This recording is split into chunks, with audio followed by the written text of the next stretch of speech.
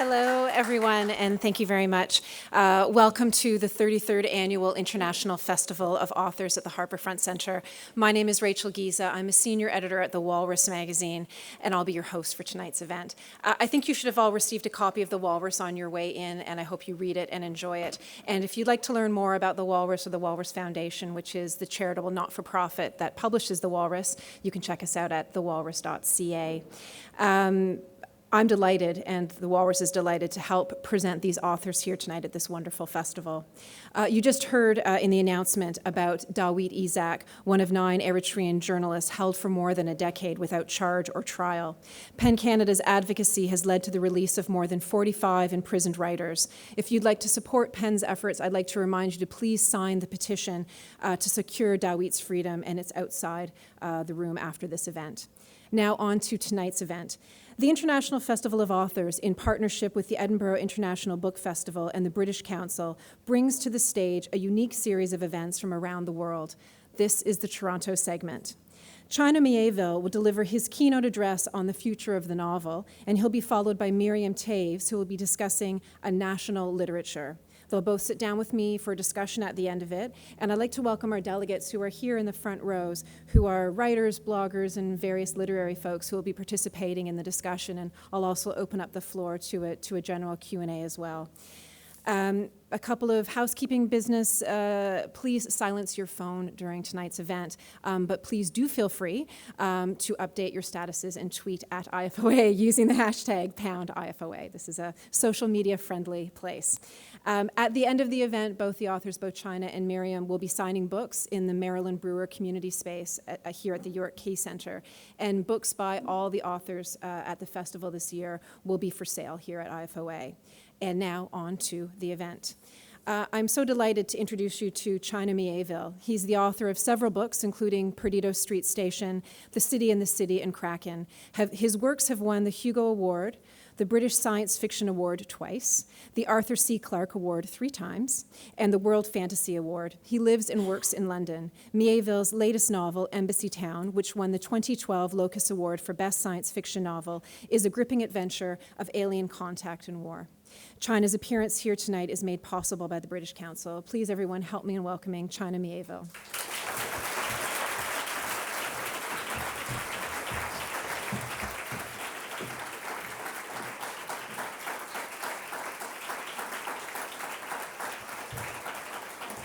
Thank you very much, and thank you so much to everyone at the festival and also to the British Council and the Edinburgh Festival for having me. It's an enormous honour, and I'm extremely grateful. In August this year, Philip Roth published an open letter to Wikipedia. I had reason, he wrote, recently to read for the first time the Wikipedia entry discussing my novel, The Human Stain. That reason, incidentally, presumably being that he typed his name into Google.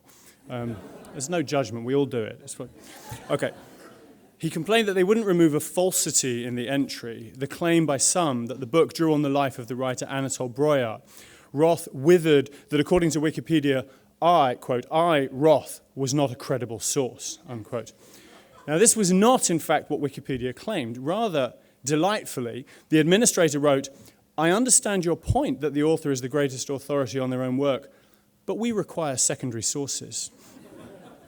And on this issue, we must all rally to the Wikipedian banner.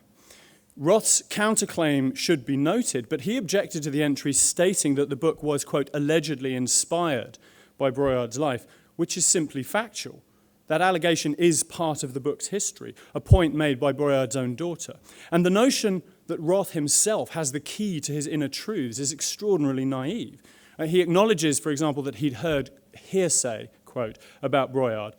What, is it impossible that such fed, even unconsciously, into the mulch from which the book grew?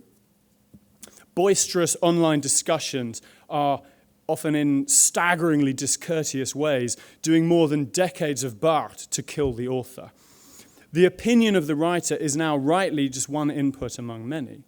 The clash between two conceptions of authority is nowhere more vivid than in the short first sentence of Roth's letter, written surely with the intention of ending the matter.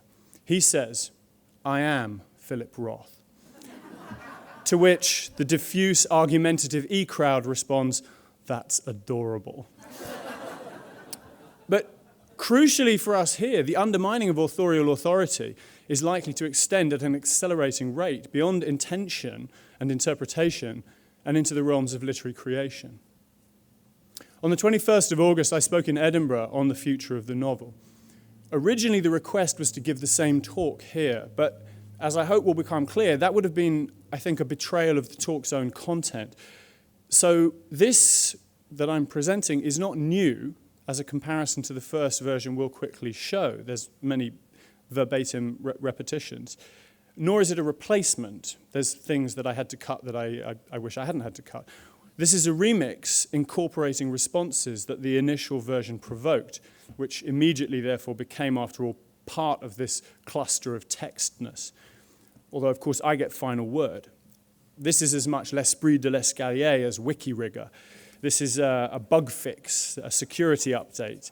So it may not even be Future of the Novel 2.0, but like 1.5 or something. Prediction is analysis, anxiety, and aspiration. I remain an anguished optimist. None of the futures here are impossible. Some I think are likely, many I broadly hope for, and one is still, as it was before, a demand. I duck the question, what is literature, and veer instead towards what do we want from it? Many things. One of which is a glimpse of and gasp at something otherwise inexpressible. A felt ineffability that strains language and by which you don't have to be a person of faith to have your breath taken away. Now consider the enemies of that pleromatic vision. Jewish mysticism warns of the klipoth, entropic shells of psychic muck and detritus that encrust the numinous and obscure it, blockages, clots that hide the astounding. As you can tell, I'm turning my attention to English fiction. But it's my sense that the following diagnosis is not entirely unhelpful for mainstream Anglophone literati elsewhere too.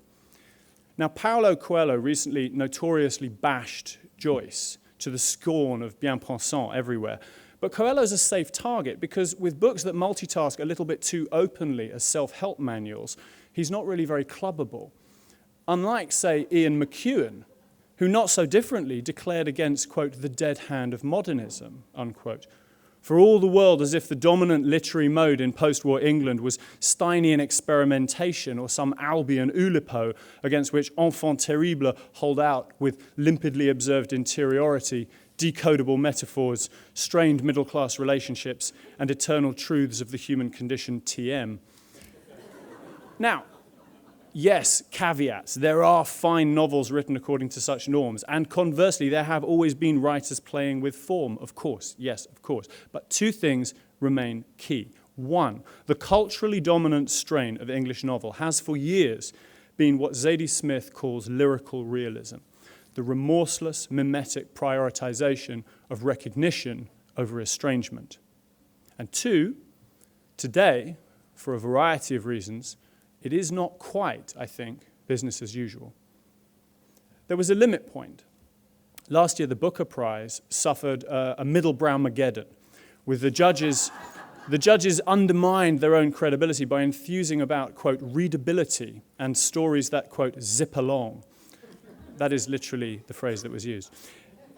And this year's prize salvaged things really not badly. It managed, among the messages that it sent with its long list and short list, one was that the Booker is, in fact, rapproching with that, somewhat at least, with that so-called dead hand. And there have been other wind-blown straws. The palpable recent shame when Christine Brooke Rose died that this astonishing innovator was so overlooked in her own country. Renewed interest in Anne Quinn. Excitement at the online archive UbuWeb. The growing importance of translated fiction, always a conduit for experiment and experimentation. And parenthetically, I think it makes the point about the specific traditional narrowness of English fiction that one gets giddy with cognitive dissonance trying to imagine Judges for example, the Goncourt demanding stories that zip along. And what even is the French for that? I don't know. With the internet has come proof that there are audiences way beyond the obvious. And the hedgerow between genre and litfic is also being hacked at by writers and readers on both sides. It's not the Paris Review, but Weird Fiction Review currently championing the legendary Amos Tutuola. and generic tropes continue to infect the mainstream, both in fiction and as discursive metaphors. Quote, "I have just paid a depressing visit to an electronic computer which can write sonnets if fed the right material," said Lawrence Durrell lugubriously at the session 50 years ago, of which this and its predecessor are echoes. "I have a feeling that by Christmas it will have written its first novel. You will all be able to buy them and write your own." It's not clear how scared he really was, but I'm going to interrupt myself as stern internet critics interrupted me first time round. Durrell, gadfly and game player, was not scared at all, and any suggestion otherwise is, as one reader admonished, amazingly, stunningly wrong. All right, correction taken. What Durrell was doing was rolling around his mouth a succulent piece of fret candy. And he's not the only writer to have conjured this particular science fictional nightmare. The automatic novel-writing machine appears repeatedly in fiction. Given all the fire and flood and uneasy dead at our disposal, it's an underwhelmingly terrifying dystopia, the despotic thrall of the auto-novelator. But, après nous le déluge. Writers would far rather suffer planetary catastrophe than de-skilling. In fact, though, the terror of civilians being able to press buttons and produce books does remain. But the past future of the novel, the now, lay not in being digitally produced, but digitally distributed. We are at last leaving phase one of the e-book discussion, during which people could invoke the smell of paper as if it was a serious argument. Some anxieties, however, do remain tenacious. How will people know what a splendid person I am without the right pelt of visible books on my walls? So here is one hopeful future, that our grandchildren will consider our hankering for erudition decor a little needy. No matter how doggedly persistent relatively traditional narrative shape is, you don't radically restructure how the novel is distributed and not have an impact on its form. We are quickly approaching an era when no one who really doesn't want to pay for a book will have to, and when the digital availability of the text alters the relationship between reader, writer, and book. The text will not be closed. It never was, of course, but it's going to be even less so now. Anyone who wants to shove their hands into a book and grub about in its innards and add to it and subtract from it and pass it on altered will, in this age of digitally distributed text, be able to do so without much difficulty. And it is happening. An unkempt grassroots modernism, often from the other cultural direction than any haute literary thaw. Every text potentially fractured.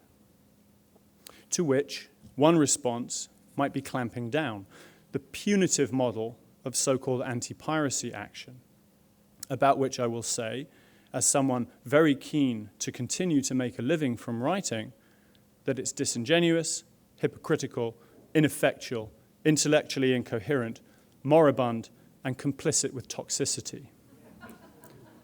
The Creators' Rights Alliance is an organization with which my own trade union in the UK is associated. It put out a manifesto that ends with a chilling injunction, quote, "A fundamental part of this provision should involve education about intellectual property. All school children should be encouraged in the habit of using the copyright symbol with their work, whether it be an essay or a musical composition. The concept behind copyright is so simple that a child can understand it. I made it, it's mine," end quote. Artists and advocates advocating the neoliberalization of children's minds. That is scandalous and stupid. The text is open. This could be our chance to remember that it was never just us who made it, and it was never just ours.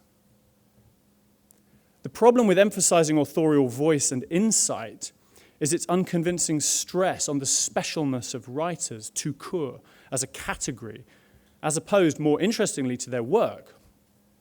Of course we're not talking, regular declarations of its mortal illness notwithstanding, about the death of the novel. The novel is as tenacious as a cockroach, and this fact is morally neutral. We can hope for a good novel, created by whatever means, decry bad ones, and observe with a shrug that in total they endure. The aggrandizement of literature and writers is undermined by the increasingly permeable text.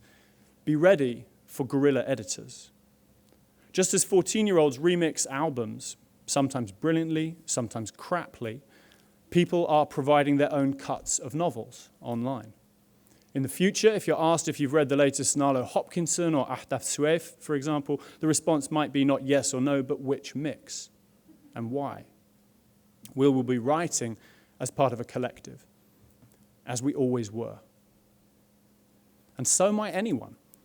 A healthy sense of not specialness doesn't mean having no awe in the skill or insight or wordsmithery of a particular writer at a particular time. You don't have to think that writing is lever-pulling, that anyone could have written Jane Eyre or Notebook of a Return to My Native Land, nor even that no writers are special people. Some of them may be.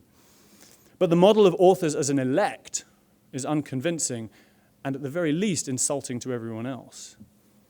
Consider that the growth and importance of fanfic and self-publishing are often criticized with a straight face on the grounds that they will lead to a diminution of the quality of literature. As if slews of god-awful crap aren't cheerfully extruded by major publishing houses every fucking year. The worst anxiety is not that the interfering public will write bad novels, but good ones. The literary apocalypse accompanying remixing is not that the public will ruin your work if they muck about with it, but that they'll improve it. And once in a rare while, some of them will. How wonderful. How do we protect the original? John Burnside, an interlocutor in the original talk. I don't trust the state, quote, big companies and religious nuts not to try to erase the text and replace it with their version, end quote. Indeed, books have been eyed by the powerful as long as there have been books for them to eye. But it's hardly as if censoring and rewriting came with the internet. Nor does the digitization of text make it easier to efface the original. The opposite, as when controversial documents are copied and mirrored in profusion when their original host is threatened. The original text is going nowhere. We should be skeptical of the notion that it even needs protecting. In the words of Camilla Shamsi, talking of a writer whose astounding reconfigurings of fiction were the results of engaging with an explosion of new cultural forms like TV and film, also heralded as killing the novel, quote, if the threat of something new and different and bigger than you creates Calvinos, then it's not a threat, end quote. So money. The blurring of boundaries between writers and books and readers, self-publishing, the fanification of fiction, the new collectivity does not mean some people won't be better at this writing thing than others, nor even unable to pay their rent by doing it. Querying the existing model, opposing the Rottweilers of copyright who act as if they never made a mixtape for a friend or shared battered books in the playground, does not mean not wanting writers to be paid. So, how? I don't know. I'm open-minded. I'm eager for a discussion, and these discussions are going on. A calm, collaborative exploring of new options, not predicated on suspicion or the punishment of readers. The great majority of whom, like the great majority of writers, are honorable people who know that if writers are never paid, they won't be able to write. We all want to work something out. Ewan Morrison, an eloquent opponent of what he calls this dot communism, quote, I would support people like Dr. Dre and Bono who defend copyright because they believe that there won't be a future generation of musicians if everyone just gets to mash up their material for free and redistribute it, end quote. 5 minutes online and you meet that future generation. Making music piratically, shoving things together, manipulating, and even finding new ways at making a living from it. Far from fearing it, we in fiction should be so fucking lucky as to see that kind of creativity, the creation of new forms. Why are we not hankering for some book version of the mixtape? If some precocious young book Turk turns our stuff into something new, we should have the grace to be grateful. The original is still right there, and theirs might be brilliant, and it might be better. That's how culture moves. I see Ewan's Dr. Dre, and I raise him Public Enemy's Chuck D, who knows that without these so-called transgressions, culture would be vastly poorer. Quote, how do you feel about other people remixing your tracks without permission? Asks Stay Free magazine. I think my feelings are obvious, Chuck replies. I think it's great. Most of us aren't that special, and clarifying that is a good thing, the start of a great future, in which we can focus on the books, which might even rarely be special. We're told that a problem with ebooks and their ephemeral-seeming text files is that they devalue writing, that writers' work is undervalued. Well, yes, it is. Just like the work of nurses, teachers, public transport staff, cleaners, social workers, which has been undervalued a lot more for a lot longer. We live in a world that grossly and violently undervalues the great majority of people in it, which is why triumphs against this hegemony of the market are so salutary, and I salute the Quebec students on their victory.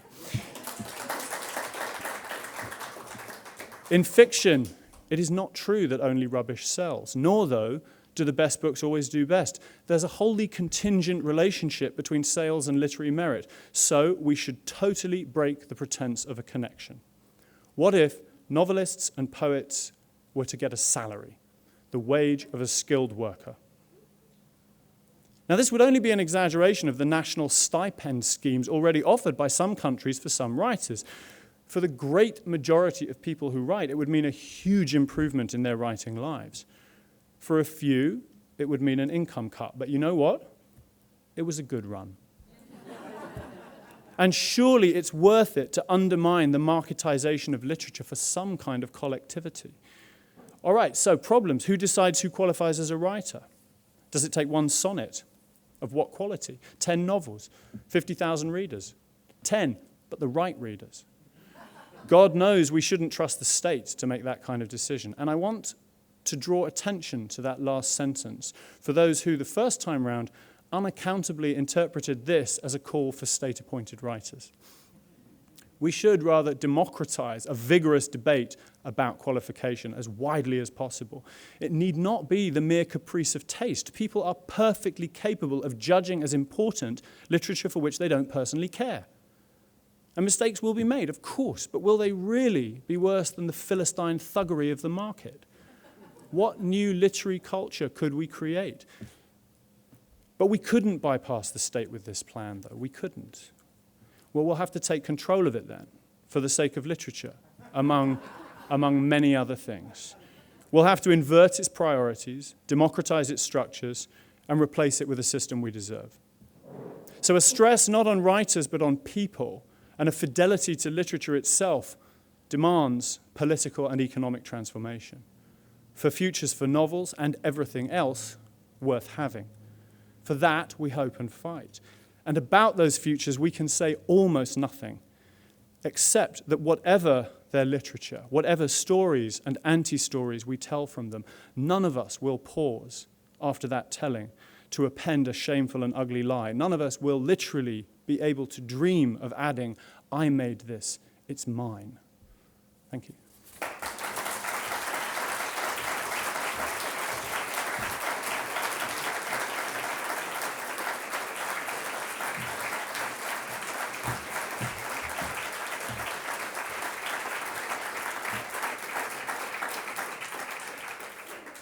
Thank you so much, China. That was terrific. And as China said, this is a slightly altered version of the address he gave at the Edinburgh Book Festival. But I would encourage you to Google it and check it out because it's wonderful.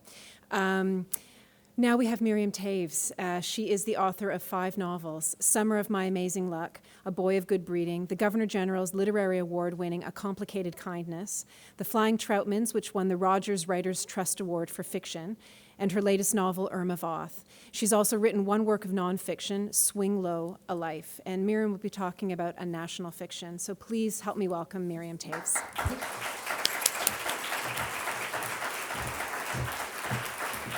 Thanks, Rachel. Thank you. It's great to be here. I want to thank Jeffrey Taylor and IFOA for bringing me out here, and to the Edinburgh Writers' Festival and the Writers' Conference, the British Council, everybody involved in making this event happen.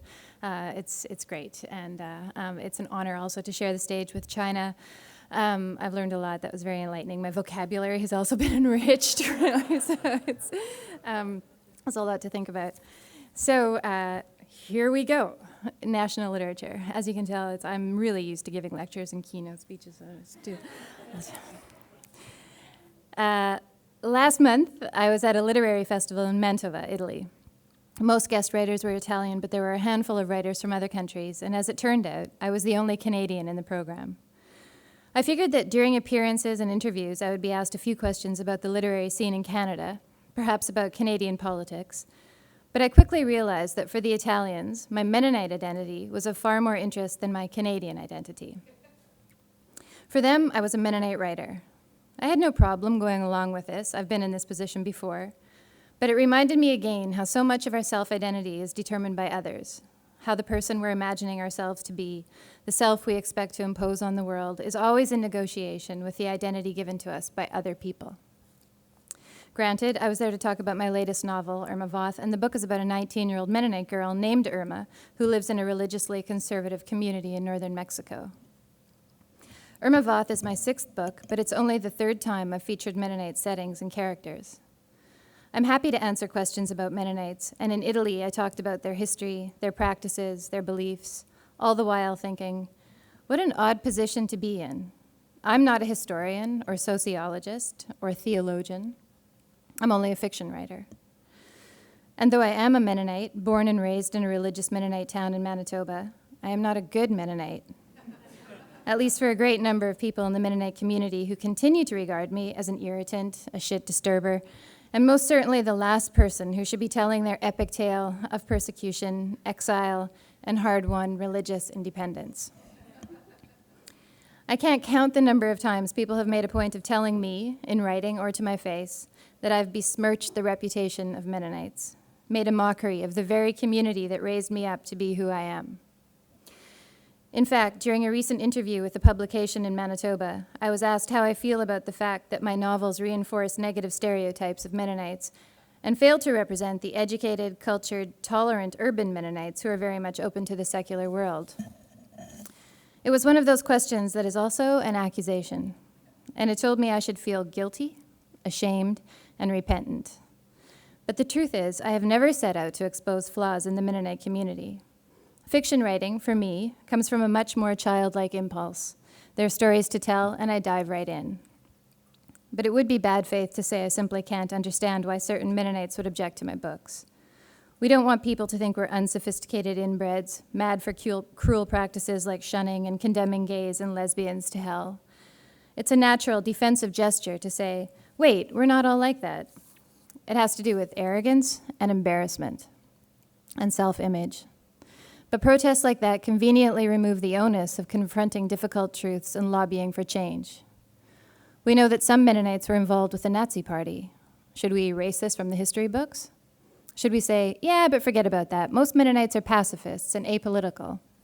Is this even true anymore? And is it somehow my responsibility to write a novel about an agnostic, cocaine-addicted Mennonite working at a New York fashion magazine who abandons her sophisticated polyglot Wall Street boyfriend in order to fulfill her childhood dream of joining NASA and becoming an astronaut? Simply to redress the stereotypes of religiously retrograde Mennonite farmers? No. I've come to realize what it is these Mennonites want from me, both the conservative Mennonites who have condemned me to hell, as well as the secular Mennonites who regret the way I've depicted their other half. They want my piety, not just loyalty to the community, but allegiance to whatever transcendent authority unifies the community. In other words, there are services to be rendered. They're fine with stories about Mennonites, they welcome stories about Mennonites, but only as long as the stories reinforce certain predetermined narratives. The insinuation is always that because I fail to show piety towards my own community, especially this historically beleaguered community, I am a spoiled, mischievous, rebellious child, someone not to be taken seriously, a prankster, or worse, a morally directionless castaway who is best kept at a distance, else I infect the community any further. The parent-child analogy is inevitable when talking about identity. Identity is so much about inheritance. The Mennonite community often compares itself to a family, as do other minority communities. Even nation-states are sometimes described as families. In my life, I've heard talk of the Canadian family, especially in times of crisis, during sovereignty referendums in Quebec, for example. Suddenly, Canada is a marriage on the verge of divorce, or a family of several children, the eldest threatening to run away. You can be sure that whenever a politician chooses to describe the nation state as a family, or extension of family, or even of a human personality developing into greater maturity, he or she is asking for your obedience, your allegiance to the status quo. Like the conservative religious men of my community, conservative nationalists want each one of us to conform to the identity they've imagined for us. They want our stories to become part of a larger authorized story, which brings me to the dubious idea of national literature. I say dubious not because I don't believe in the existence of a national literature, but because for me, a writer, it implies obligations and confinements, much in the same way that the Mennonite literature label can sometimes feel like a confinement for me. It makes me think I'm about to be sent on a mission. I would never need or want to deny my Mennonite background and culture, even if identity is multiple and evolving, forever subject to the judgment of others. I'll always feel like and be identified as a Mennonite, and therefore possess that little extra authority on all matters Mennonite. I also see myself as a Canadian writer, very much implicated personally in all matters Canadian. Like every Canadian, I have been taught that one of the most important functions of art is to supply and elaborate the myths and narratives of nationhood. Northrop Frye said so. Fictional stories are a secular Bible for our imagined community. I get this. I wouldn't tell an Irishman that the great books written by Irish authors have nothing to do with who he is. So for me, to be granted a place under the banners of Mennonite literature and Canadian literature is an honor. The problem is, the more defined these national narratives become, the less they have to do with the individual artist creating her art. The greater the number of stories that fall neatly into the category of national literature, the more they threaten a writer's imaginative freedom. Fiction is perhaps the most emancipated artistic form. It's messy, shape-shifting, rebellious. Fiction is emissary to no embassy and child to no parent. A writer is not a soldier or Olympic athlete flying a national flag. The only legitimate role of a writer, regardless of her community or nation, is to tell the stories that are truly hers. I'll quote the American writer Dorothy Gallagher. "The writer's business is to find the shape in unruly life and to serve her story. Not, you may note, to serve her family or to serve the truth, but to serve her story." Serve your story and you're doing your business, your proper business. You're also doing your part in the national project, helping to create an environment in which the diverse populations of the nation can develop freely and spontaneously towards a future that does not resemble the past. Ideas of national identity always belong to the past. By the time we've recognized a unifying national theme, we're somewhere else. And whether or not your stories are contributing to national literature is for other people to decide.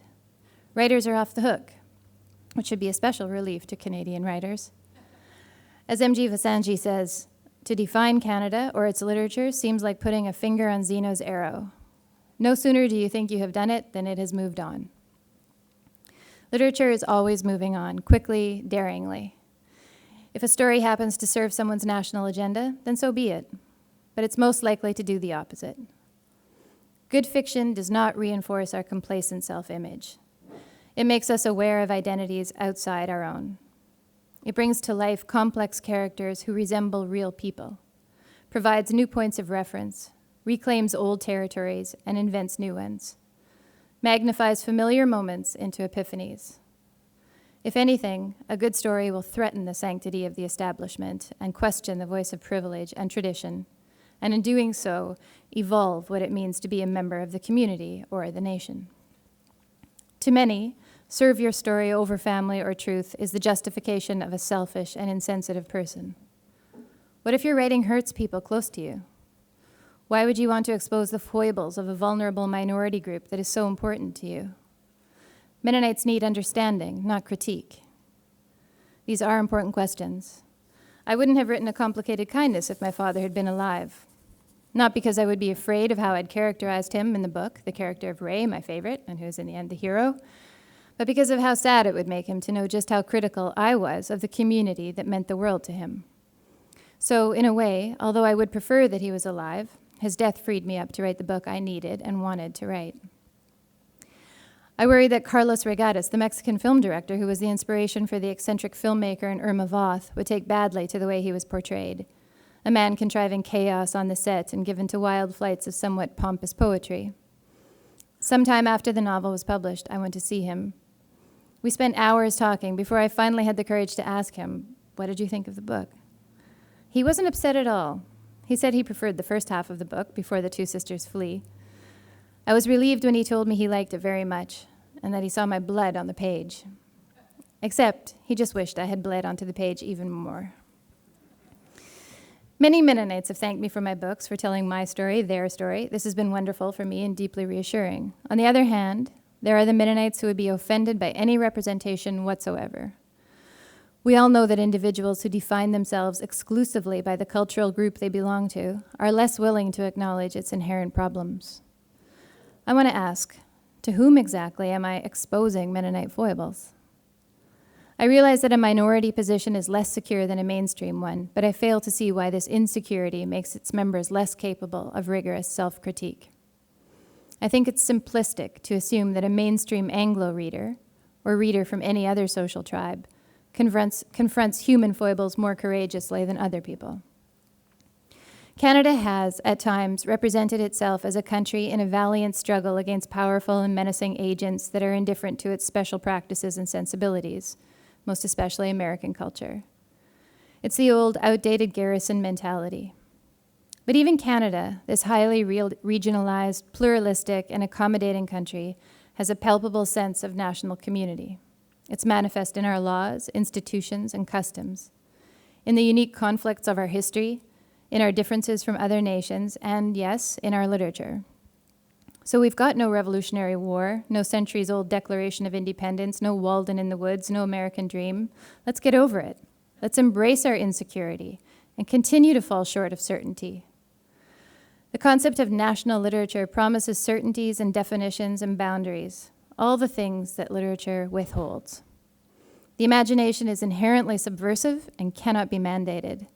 A writer can only serve her nation by serving her story. Thank you.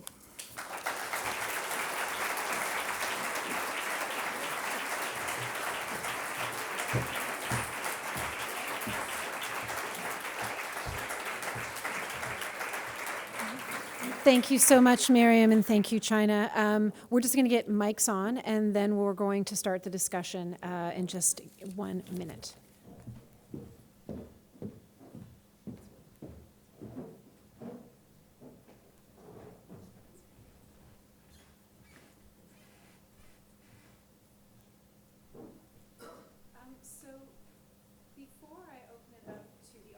And I absolutely will. I just wanted to start with China and Miriam, having you respond to each other's talks, because what struck me in hearing both of your talks is there were a couple of themes that I felt were similar: issues of authority, issues of confinement. And if in the simplest terms, I feel like, Miriam, what you talked about was sort of liberating the writer from the shackles of having to, who gets to talk about a particular community, who gets, the shackles of nationalism, of having to represent one's group, one's country in a certain kind of way. And I feel like, China, what you talked about was sort of liberating the book from its confinement, from the idea of the text being a fixed kind of thing and the possibilities in the future of the novel. And so whether it's those themes or others, I wonder if each of you would just take a moment to respond to each other's talk. Anything that struck you, anything that you had questions about? Sorry, I'm putting you on the spot right away. I'm going to put you on the spot first because you asked the question. Rookie error. Exactly. Rookie error. You should have just looked at me plaintively, and I would have put Miriam on the spot. I mean, I'm signally ill-equipped to discuss Canadian literature, not because I haven't read many Canadian writers, but because when I was doing so, and maybe this is germane, I never thought, oh, here I am reading Canadian literature, And I remember when the first time I was in Canada and I went into a bookshop, literally stopping quite abruptly and staring very startled at this shelf called Canadian fiction, which I, gather is very common to have a separate shelf, and I was very, very taken aback by that. But what was interesting to me in your talk was it's sort of like a kind of absent present. It's like this kind of black hole in the center. So you were circling a lot, but talking much more concretely about things like, you know, the Mennonite identity and so on. So maybe there's nothing more kind of coherent or rigorous than just saying it's a completely evasive concept, but nonetheless one that appears to be tremendously important to Canadians. Anyway,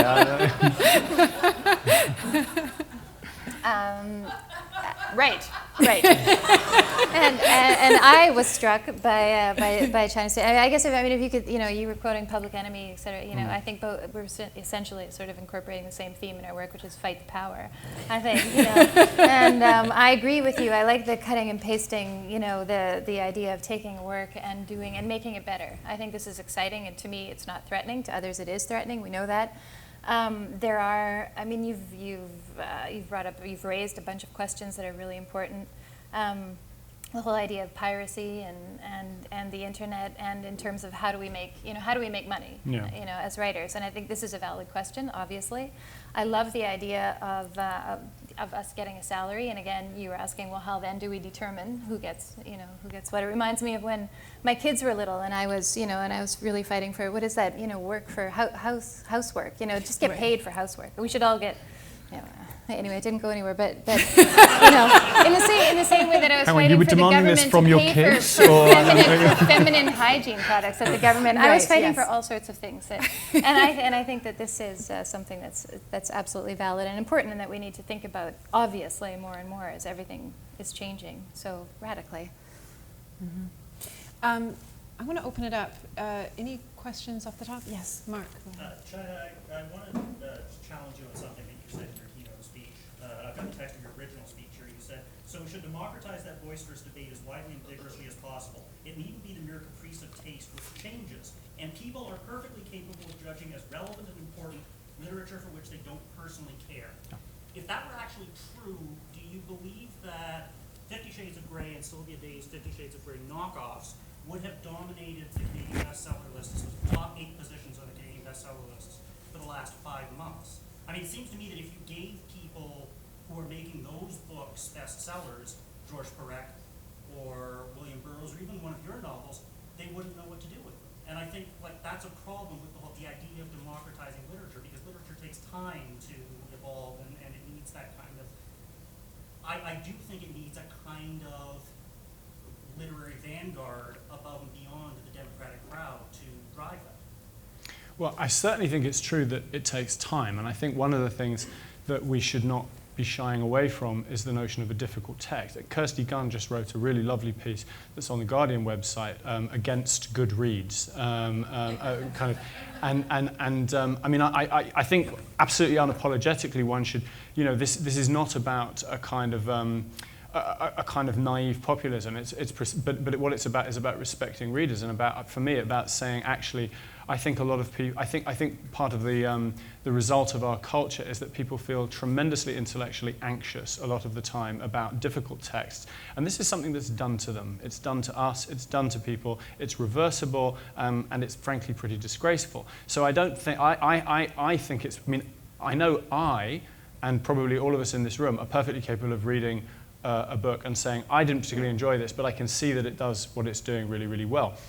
If we say that that can't also be done by, the masses of Winnipeg or whatever, then essentially we're sort of saying, the problem is all the other people, and I just have an awful lot of faith in most people.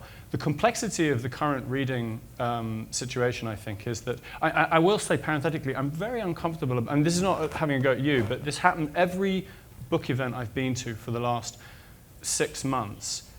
People are obsessed with kicking 50 Shades of Grey. And I really, there's something, I think it's becoming a little sort of neurotically overdetermined. We need to kind of let it go a bit, But you see, to me, the aesthetic complexity, I disagree. I do not think there is a group of readers reading 50 Shades of Grey and then another group of readers reading Perec. I think there are an enormous number of people reading 50 Shades of Grey, some of whom are reading Perec too, and reading them for different purposes and enjoying both of them in different ways, or not enjoying them, or slogging through Perec because he's really hard, but thinking this is interesting and I know I'm going to be glad I did it when I did. I think reading's very complicated. Where I completely agree is we should be unapologetic about saying this is going to take time. this book is difficult, give it a go.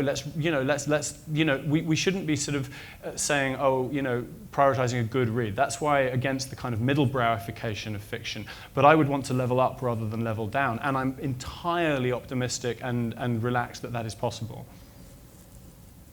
Anyone else? Hands raised. I wanted to pick up on something that you said, China, and sort of the idea of, the idea that texts were never closed, that they'd always been open. And I was thinking, sort of being at other events at this festival, that there's the act of writing and also the act of reading, that there is always that collaboration built in. And I'm wondering how much both of you think about now that when your books are out in the world, especially if they've been out for a few years and readers come back and talk to them about you. Is it gone for you entirely, or have things happened where you're very surprised by a take, or are you perpetually surprised by a take that people have on your work? Is it delightful, the idea that, when you talked about people, fan fiction, people picking up on characters and then having them live a life of their own, is that sort of idea captivating to you as authors? Absolutely, it is. I mean, it's absolutely delightful to have somebody, after, it doesn't matter how long a book has been out, for somebody, and we're not necessarily, I should speak for myself, thinking about characters that I've written in the past necessarily. I'm working on new stuff, but yeah, when people come up and say that they have been, reading stuff, but more importantly, thinking about it in ways that I had never intended for anybody to think about it, or or had thought that anybody would think about it, and that's really gratifying, absolutely. And that means that it's a living thing, that goes on, because as you know, we don't know what happens to these little books that we send off. So it's nice to think of them taking on a shape of their own, really, and having a kind of a snowball effect. And that really has a lot to do with what you were talking about in terms of the shape-shifting nature of literature and of ideas, and the impossibility of copywriting anything, because it's always changing. If not literally on the page, certainly in our minds. No, I think I completely agree that it's a continuum. It's not like there's like good internal interpretation and wrestling, and then, bad fussing with the text. I mean, I don't think that the norm is going to be ripping and mixing books. I just think it's already happening. It's going to happen more. But that process of interpretation is really the key starting off point from that. The difficulty with that comes when you have to try and have the humility to not think that you are the arbiter of the correct interpretation, without also saying that you don't have an interpretation. And sometimes someone might say something and you think, well, I just actually disagree, and I can make a case for that. But the really uncomfortable thing is when actually it's a criticism and they convince you. And it, and it's happened. And I mean, I don't know if it's happened to you, but certainly there's things about, I seem to work on a kind of 8-year lag. Basically, I think my books are perfect for 8 years. And then I'm like, I'm not actually. And there's a couple of things about some of the earlier things that were pointed out, in some cases by kind of quite vigorous and tough kind of online critique. And I was forced to really say, yeah, I don't think I did that right. And some things that you kind of internalize, representations or whatever, that actually you look at with discomfort now. And that's hard. Some people go back and like revise editions. I'm much more interested in the way, for example, Ursula Le Guin responds to that, where she treats those books as kind of historical, but then moves on and kind of auto-critiques them later. So her later Earthsea books are the most extraordinary auto-critiques of some of the problems of the earlier books that were pointed out to her by readers. I think that's an utterly beautiful kind of collaborative building, but hard, and you've got to be really tough with yourself. I mean, when you talk about that, people revising editions, I think about the equivalent in the film world, where directors will then release a film on DVD later that adds extra scenes, or do you imagine a time when authors will do that as well? They might go back to a text and say, I'm going to, that character should not have gotten married. I'm, gonna, whatever it is. I mean, do you imagine a time when an author might tinker in that kind of way with the works they've already put out there? Yeah, I mean, some will and some won't. I don't think that I personally would do that. For me, going backwards to my work it's a little bit painful and a little bit unnatural. I mean, we have a forward momentum in life, hopefully, and that's how we survive, and to go back, and writing can often be a kind of painful encapsulation of, you know, stuff that is inside of you that needs to be out and put aside, and so to go back, I think, you know, for me personally, is not something that I think, oh yeah, this gives me the this will give me the opportunity to change or to, but others I think would happily do it, and you know, and it's a great thing. Could be a great thing. I mean, it's not new. I mean, Stephen King has done this many times. I mean, The Stand. I don't know how many times he's produced new editions of The Stand with, I mean, like 50,000 extra words or something. I mean, that's a whole novel. And he's not the only one. So, and I mean, I hate DVD extras. I hate director's cuts. I think, you know, this kind of legitimizing of bloat, really. And I think that the kind of the return to the text, I mean, I completely agree with you. I think that these texts, for me, are like historical moments of my, and I don't want to go, if I go back to them, it would be in something else rather than in them. But what I think, for those who do want to go back to them, I think we're still in a way in a kind of early stage of it where it's always about adding. Now, what I really like is the idea that in a few years, someone might, you know, re-release a version of a book and cut 20,000 words from it. You know, and I have nothing against long, prolix, meandering books. I just think that would bespeak a certain kind of confidence that would be quite exciting. Yes, go ahead. I should just mention, in your genre, one of your genres, Walter John Williams just did that. He re-released in ebook form some of his earlier works, and he edited out about 12,000 words because he thinks he's a better writer. Well, Doesn't he? see, history is quicker than me, as ever. What I was wondering if you guys could touch on is the notion of the novel as something that's happening in part of a conversation in terms of what both of you talking about, right? So, I mean, Shani, you obviously touched on this a bit explicitly already, but, you know, if texts are open for remixing, people can, you know, annotate the part of the conversation that's come before, people can encounter something for the first time and not realize it's part of a conversation. In the case of a national identity, where even a tribal or religious identity or something, you know, how does that, your work as part of an ongoing conversation, fit into that notion of boundaries and rules? It's a good question. So answer it. I'm going to leave it to my you talk, and then I'll think. All right, well, I mean, as it happens, I do have thoughts. I mean, I think I've already said about the kind of the explicit thing, but I mean, I do think the point you made is absolutely crucial, which is that this explicit notion of remixing for me is simply a kind of literalizing of exactly the process of collaboration that literature has always been about. It's just an exaggeration and an acceleration of that. In terms of the national boundaries thing, I mean, this is the national conversation. I mean, this again, it's just a question of, you know, art in any form is you know, you don't control the way it's received, and the texts of whatever form can become incredibly important in tremendously surprising ways in different contexts. So, for example, on one side, you know, I mean, I'm not an admirer of Tolkien in particular. I don't enjoy Tolkien's work, but I certainly don't blame him for the fact that in Italy, the post-Mussolini fascist organization for many years organized something called Camp Hobbit, because they felt that this was an extremely important text of fascism. And then on the other side, I don't think that James Cameron, intended for Avatar to be a text that Palestinian activists picked up on in an extraordinary, poignant way, dressing up as Na'vi and going to the wall to make a point about colonialism. But obviously, we're not going to turn around and say, no, you're wrong, that's not what those books are. Because books aren't things, they do things. And they're going to do specific things in each individual context, of course. Did you want to add to that? No, I think that, yeah. It was a good answer. It was such a good answer.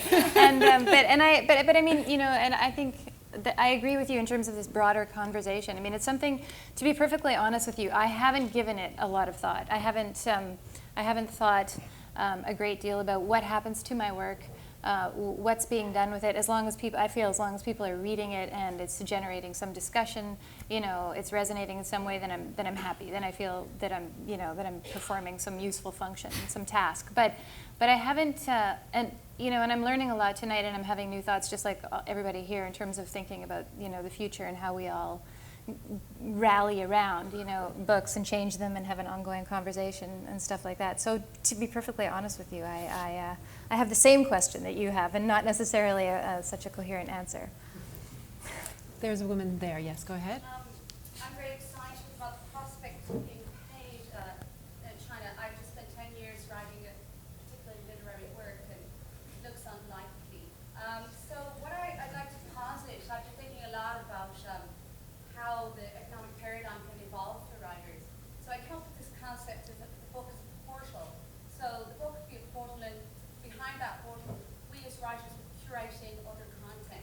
Because I watch my son, who's in a video gaming vortex, and I watch how he engages through that vortex of Minecraft and podcasts into his material. So I had this idea of, well, maybe our books could be portals through which that we then are curating new content that would then be monetized in some kind of stream. So I'm curious to hear your, like I haven't got to the final Everest of how we get the checks. So I'm kind of curious to hear how you propose we might be paid, and maybe if you could complete my puzzle with how this portal might work. The portal thing is already what publishing companies are obsessively interested in. This is called transmedia, and they are falling over themselves like slavering dogs to do it. And they're treating in a lot of cases, fiction essentially as a source material for other things. Now, I'm quite uncomfortable about this, not because I don't enjoy a good video game or a good movie or whatever, but because what I really don't like, I'm not at all suggesting you're saying this, but it's an implication that makes me uncomfortable, is the notion that we lose the sense of the specificity of fiction. And I would be more, in terms of the wage, I would be more interested, rather than saying the way we can get a wage for writers is to monetize spin-offs and peripherals, to say writers can write their fiction and then we can overthrow the existing political economic order and usher in a humane society. I think it's probably more likely as well. So that would be my druthers. I mean, if you want to go that way, though, that's the project. I mean, all the big companies are doing exactly that. To speak back to that and say, when I think about content, I'm not necessarily thinking about what you're describing. I'm thinking more about that a novel would be the route to documentary, social anthropology, that would be curating content like that, or visual arts or music. Sure, but can't it also just be a novel? This is the problem. I mean, if it How are you going to get paid? It used to be wherever the problem is at. I'm all up for the novel, man. I spent 10 years writing one. I'm with you. But now, how am I going to feed my chicken? That's. Well, this is the conundrum, I grant you. So you're saying we have to overthrow the whole capitalist system in order to. Right, I'll sign up. I mean, I should say, I don't want to sound flippant here, the kind of kernel of these schemes do exist. There are countries that have national stipend schemes. Now, the problem is, inevitably, these tend to be in the hands of the state, and as I say, we don't particularly want to, but it's not impossible to think in terms of outsourcing. It's not impossible to think in terms of democratizing. It's really just not impossible. Is it utopian? Yes, it is. It is utopian, but not utopian in the sense that it's impossible, utopian in the sense that it's a big demand that doesn't start from being hobbled by the existing financial model. That's true.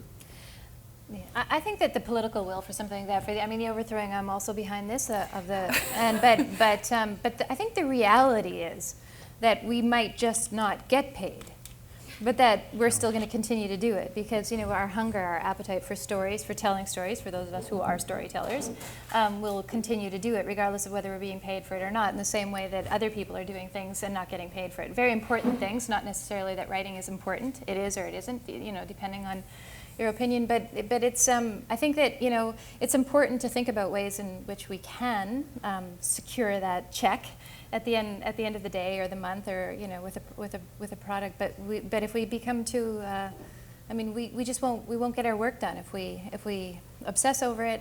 So it's a balance between working politically to change people's minds, to make people aware of the fact that we are working and providing something, hopefully, that's useful to people, and getting paid for it in the way that other people get salaries.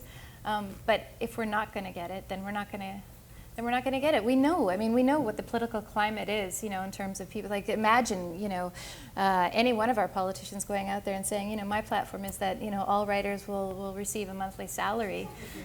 You know, so I think that, you know, it's just, again, a balance between, you know, hoping and being resigned to a certain type of reality that has been the case for centuries, millennia.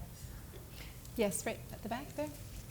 Yes, yeah, sure, yeah. I read Radio's presentation about it a year ago, and it was a beat-up paperback, and it had a crappy little map.